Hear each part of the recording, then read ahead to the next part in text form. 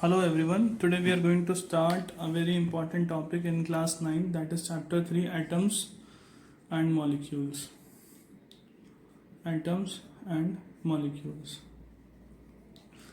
So in this chapter is really important. It is the basics of chemistry, and in this chapter we'll be first studying about a scientist, and he gave a law that we'll study. A scientist named Antony L. Lavoisier. He's a Greek scientist. What did he do? Uh, what he did that he did some researches, right, on elements, compounds, and their combination. Basically, that elements and compounds, what happens when they combine together, right? So while observing that, he gave two laws, and the law name is law of chemical combination. Law of chemical combination, right? Like he combined the elements and compounds together, and some products are formed, and to that he named as law of chemical combination. And on the basis of it, he gave two observations. Under law of chemical combination, what we can say is that it follows conservation of mass,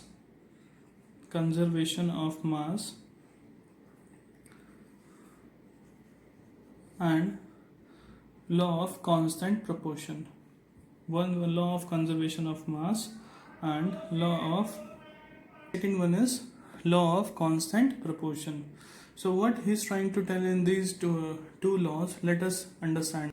So whenever in a reaction some elements combine together, like hydrogen plus oxygen gas, when combining together to form H2O, right? So what he is telling, the things which is on the left side of this arrows are called reactants, to which he has combined, right? And the which is formed on the right hand side is called products. So over here we'll understand now, these reactants are combining to form products, and this is what the scientist did. Then he chemically combined some of the elements, substances, and some new products are formed. So he gave law of chemical combination, under which he gave the first law is law of constant proportion. Law of constant proportion. What does that mean?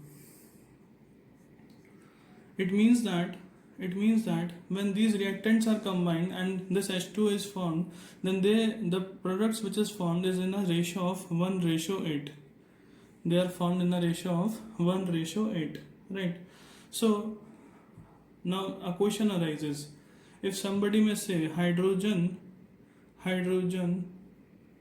is 3 grams combined in this reaction, then what about oxygen? So as according to law of constant proportion, the products are formed in the proportion of 1:8. So you can see if the hydrogen is combined in 3 grams, right? So in what grams oxygen must have combined? It is in 1:8. So we can see that if 1 ratio is equal to 3 grams, then 8 ratios must be equal to 3 into 8, 24 grams. So you can very easily tell that oxygen is in 24 grams. This was the law of constant proportion. So any reaction taking place must complete this law of constant proportion, right? And the next he talks about law of conservation of mass. Law of conservation of mass. What does law tells? This law tells us that mass can neither be created in any reaction nor be destroyed. It just transfers from one form to another. Suppose some chemical substances BaCl2 plus Na2SO4, these both are combining, and this is 3 grams and this is 5 grams, and the products are forming BaSO4 plus NaCl, and this. So whenever the products which are forming should always, according to this law conservation of mass, if we see the total mass is 8 grams, right? So the products which should be are formed, their total mass should be 8 grams. Suppose 4 gram of BaSO4 and 4 gram of NaCl is formed, the total mass should be equal to 8 grams. This is law of conservation of mass. Like in any reaction, it could not be possible like 3 grams and 5 grams are combining and they are forming 7 grams. It means that it doesn't follow law of conservation of mass, so it is not a chemical reaction, right? It should follow, means this reaction is not appropriate, right? It should follow law of conservation of mass. So these two reaction has been observed by the scientist in a chemical combination whenever the chemicals are combining, right? So these two laws have to take place. Then after, the chapter name suggests, atoms and molecules. Atoms and molecules. So today we are going to discuss about atoms. A scientist named Dalton, he gave his atomic theory. मतलब atoms के ऊपर theory दी, तो इसलिए नाम लिखा Dalton's atomic theory. Atomic theory. So what does it give in his atomic theory? He tells that atoms are the smallest unit of a particle, smallest unit of a substance you can say. किसी भी substance की जो सबसे छोटी unit होती है उसको हम क्या कहते हैं? एक एटम कहते हैं. To make it more clear, he gave some postulates. Right. So we'll discuss the postulates one by one. The very first postulate he gave that atoms are made up of very tiny particles. Atoms are made up of very tiny particles. Tiny means very small. Tiny particles मतलब कितना tiny, कितना छोटा? Which cannot be seen by naked eyes. Can't be seen by naked eyes. This was the first law, first postulate. Right. It is very much easy and it could be very clear also. Second postulate he told that atoms are indivisible. Atoms को हम क्या कर सकते हैं? Divide नहीं कर सकते. Atoms are indivisible. Right. The third postulate is very important. The third postulate was, he told that atoms of the elements, ऐसे elements जिनके atoms का mass अगर same है, atoms of the elements have identical mass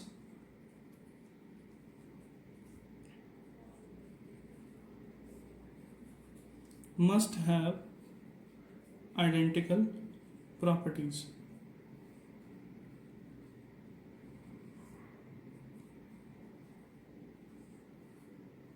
Must have identical properties. But let me tell you, this second and third postulate was proved wrong after some time. So what was the disapproval of this postulate? Like he's saying that atoms have identical mass, should have identical properties. जिनका identical mass है उनकी properties क्या होनी चाहिए? Identical होनी चाहिए. मगर ऐसा नहीं है.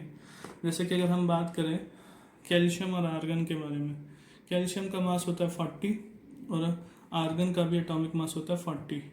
But this is a metal and this is a noble gas. So we know as their masses are identical, so should, according to Dalton, they should have same properties, but they are not showing same properties. It is electropositive in nature and it doesn't have any positive ion or cation, right? The fourth point is atoms, that is the third vice versa of the third point. Atoms of the different elements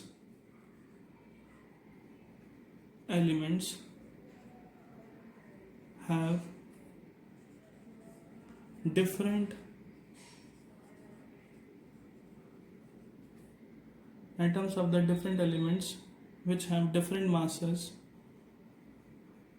show different properties, right? Different properties. But this was also proved again wrong. What was the disapprove of this? Like we take different elements. No, it was not different elements. He just gave that atoms of the element have different masses. जिनके mass different है, so their property should always be different. So we'll take like carbon, isotopes of carbon. Carbon is having one isotope of 12 and one isotope of 14. So as we can see that they both are having same masses, different masses, but having same properties. Both are carbon only. But here he is telling that atoms are having different mass. So they should be different properties, but they are having different mass and they have same properties. So again, this was disapproved. And the fifth one was right. Fifth one was approved, and this we have already studied. That was constant proportion only. Suppose constant proportion was the fifth point. Right. So this was Dalton's atomic theory. It was very important. He gave the theory on atoms. In our next class, we'll be discussing more about atoms and molecules. Right.